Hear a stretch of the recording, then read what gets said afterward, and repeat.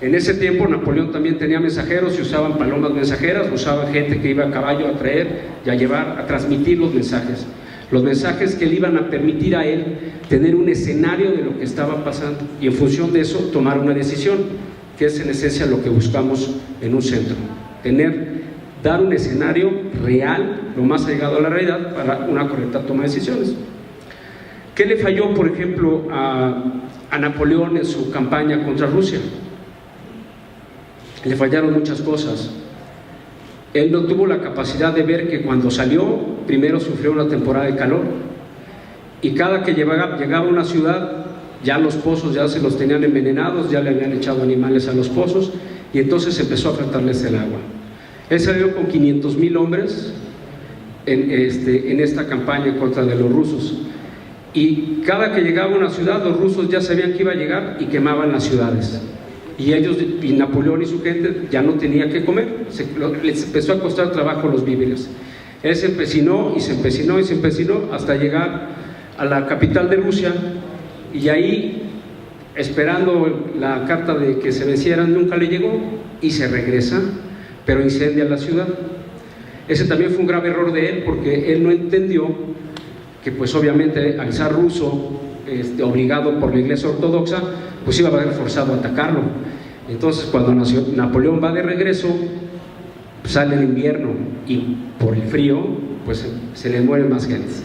Resumidas cuentas, salió con 500,000 hombres, regresó con 10,000 hombres, y esto en parte fue porque no tuvo la capacidad de adelantarse, no tuvo la capacidad de ver, no tomó las decisiones correctas. Y también, ¿qué pasó?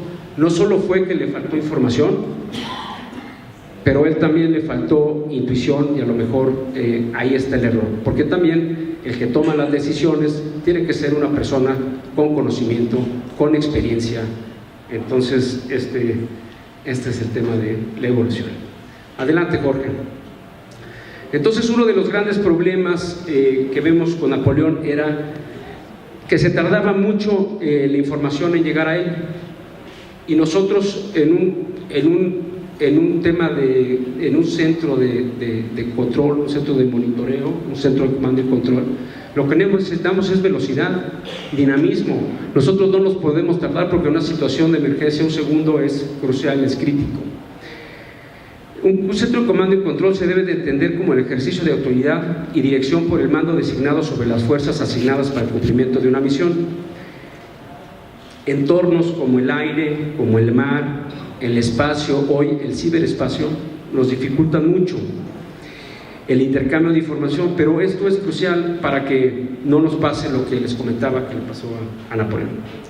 Se inventó en los años de 1838 el telégrafo, y reemplazó a los sistemas de transmisión de señales ópticas de semáforos que usaban los ejércitos franceses y el ejército prusiano, convirtiéndose en la primera forma de comunicación eléctrica. Y entonces empezamos a ver cómo los centros de comando y control se empiezan a tecnificar, y cómo el ser humano necesita siempre, ¿qué necesita? Tener información, tenerla más rápido y darle instrucción lo mejor posible, con la mayor claridad. Entonces vemos aquí la clave Morse. Adelante, Jorge, por favor. Y pasamos a la Segunda Guerra Mundial. ¿Y qué vemos en la Segunda Guerra Mundial? ¿Qué vemos en esta imagen? Lo que debiéramos de ver en un centro de comando y control, un entorno de colaboración, un entorno de entendimiento. Es sumamente importante que exista un grupo multidisciplinario, y bueno, en este caso, como pueden ver y como pueden apreciar, es un grupo multidisciplinario donde todos los mandos toman decisiones. En esta imagen, además de colaboración, vemos distintas fuentes de información, vemos una interfaz, digamos, por llamarlo una interfaz, pero vemos un gran tablet, ¿no?, de madera, donde la gente empezaba a poner y a colocar sus piezas.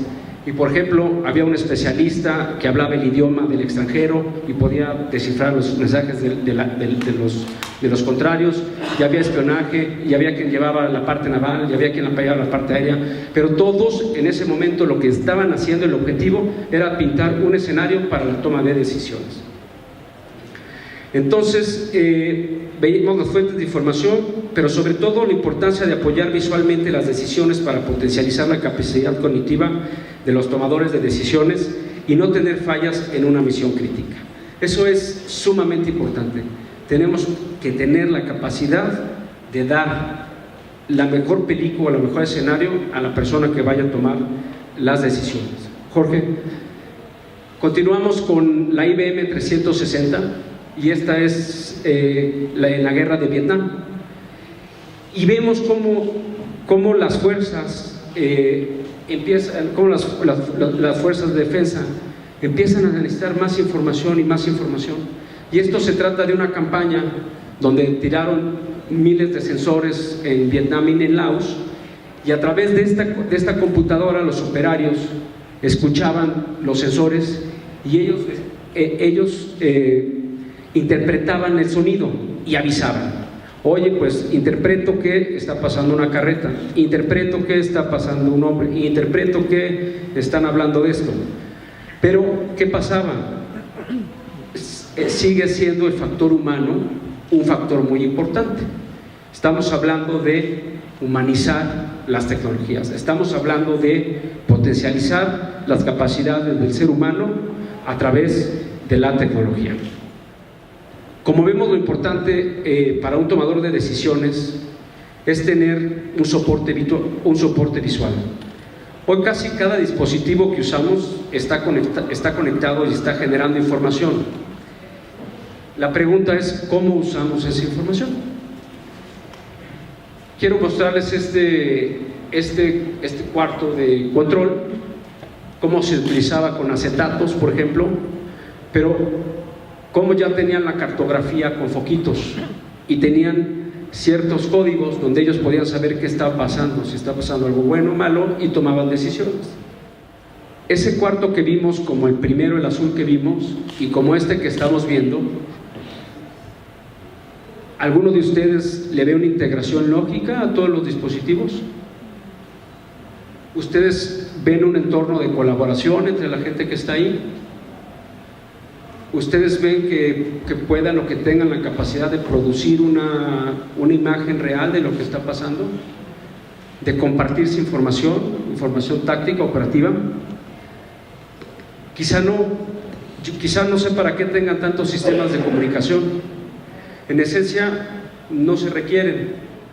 ¿Quiénes de ustedes han escuchado el término C2? C2 municipal, C2 estatal. Y que han escuchado el C3, ¿no? Ya han escuchado el C4, y hemos escuchado el C5, y hemos escuchado el C6 y C5I y C y C y C, y ¿cuántas Cs, Jorge, tenemos? ¿O cuántas C le podemos poner?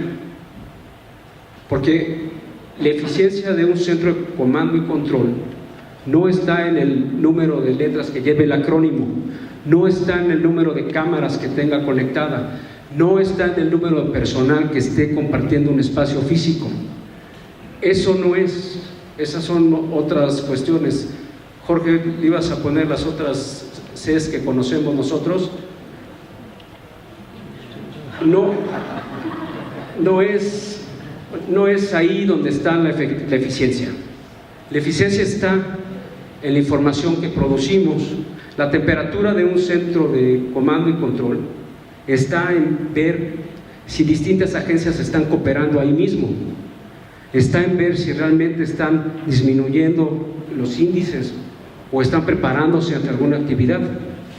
Entonces, sí quiero dejar muy claro que no es muy importante, o sea, que sí es relevante la inversión, sí es una inversión, pero eso son cosas políticas y nosotros estamos hablando en términos de seguridad y de eficiencia en seguridad. Aquí es básicamente lo que decimos, ese paradigma, no hay que trabajar juntos, hay que trabajar integrados, y la posibilidad de tener un dispositivo que sea fácil de entender, que no se tenga que gastar horas y horas y horas en capacitación.